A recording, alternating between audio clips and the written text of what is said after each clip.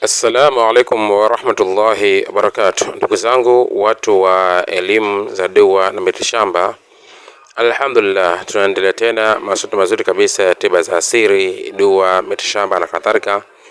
Lakini isitoshe tunatoa ushauri kwa watu ambao wenye kuhitaji ushauri. Kama na tatizo lolote wanataka ushauri wa kina zaidi, basi tutafute, tutakushauri. Sawa Lakini leo tumekuja kutoa faida, kwa maana faida hizi ni faida ya kitiba, faida ya kitabibu, faida ya kumfanya mtu apate kupona. Ndugu zangu, tushaelezea sana huko nyuma faida za miti tofauti tofauti katika tiba. Lakini kuna huu ugonjwa wa homa ya ini, ugonjwa ya homa ya ini au ugonjwa wa homa ya ini. Kuna watu ambao ini zao zinakuwa zenye kufeli, acha figo, ini zinakuwa zinafeli au wanapata homa ya ini. Sawa Na watu wengine ambao kama figo zao zimefeli, basi tumieni hii dawa insha Allah. Ni dawa ambayo inatibu maradhi mengi sana. Tena maradhi ambayo ni yale maradhi ambayo masumbufu, maradhi makubwa, inatibu hii dawa. Na nasema hivi kwa sababu ni mujarrab. Nasema hivi ni mujarrab, na hata wazungu wenyewe wanaufahamu huo mti. Sawa Mmea huu unaitwa kwa jina la mzaria nyuma. Mzaria nyuma ni mmea ambao ndio huo unaona hapo. Huu mmea ni tiba kubwa sana ya homa ya ini. Ni tiba kubwa sana ya mtu ambaye figo zake zimeferi. Tumieni ndugu zangu, zitawasaidia. Tunaposema dawa itawasaidia. Kama una homa ya ini, tumia, itakusaidia. Kama figo zako zimeferi, tumia, itakusaidia kupitia hii dawa ambayo ya mzalia nyuma. Mzalia nyuma ni mmea ambao huwa una asili ya mbegu zake kuota nyuma ya jani lake, ndipo likapewa jina la mzalia nyuma, yani mmea wenye kuzaa nyuma. Sawa Kwa maana siku zote miti kichanua au matawi yanapochanua, basi tunda lake huzaliwa mbele. Sawa Sio nyuma, tofauti na huu mmea. Huu mmea asili yake ni wa uchungu, ingaje kuna mingine ambayo huwa ni ya baridi, huwa sio ya uchungu.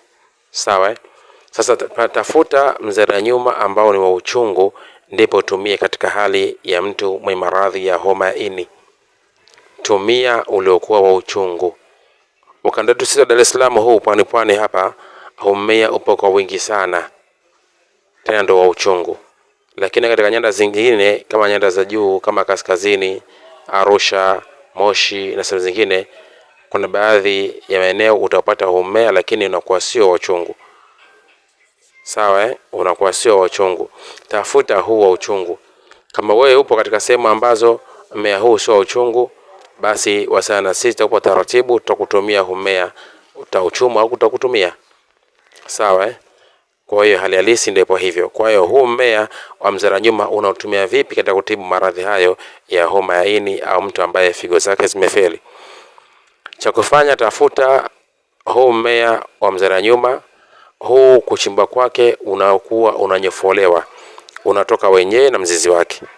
Upate ukiwa katika hali ya udogo tu ule, unatokana wenyewe na mzizi wake. Kisha baada ya kupata wingi, utaenda nyumbani, utafanya kupulula majani yake yote, utahifadhi sehemu moja yale majani pamoja na mbegu zake. Sawa Kama unakuwa na uwezo wa kuikausha, ikaushe. Na ukaushaji wake upo aina nyingi. Kuna wengine wanakausha kupitia jua, lakini mimi napendaga sana kukausha kupitia kivuli. Kwa unaweza kuchuma kwa wingi sana, vile unavyochuma kabla hujaupulula, basi cha kufanya, tumia kuweka ndani sehemu yenye kivuli. Sawa Kuweka ndani sehemu yenye kivuli, kisha baada ya hapo uache kwa siku kadhaa, utakwenda kunyauka.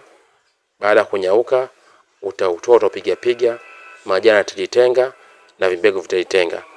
Chukua ile majani na vimbegu vyake, saga, upate unga wake. Dawa hapo itakuwa tayari shakamilika.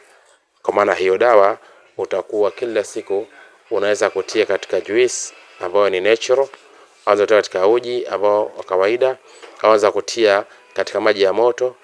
Unachemsha maji ya moto, unaitia, afu unakuwa unakunywa asubuhi, unakunywa mchana, unakunywa usiku. Ni ujazo wa jiko kimoja tu. Au wengine hupendelea kama kwenu upo mwingi, kwa wingi sana patikana, basi utakuwa unaenda kuchoma kila siku, utakuwa unachoma sengine vijani vitatu, yani vijimchi vitatu. Asubuhi utachemsha kimti kimoja, ukiwa na mzizi wake utachemsha utakunywa, mchana kimoja, usiku kimoja. Tumia hivyo ndani mwezi mzima, alafu kisha nenda kapime.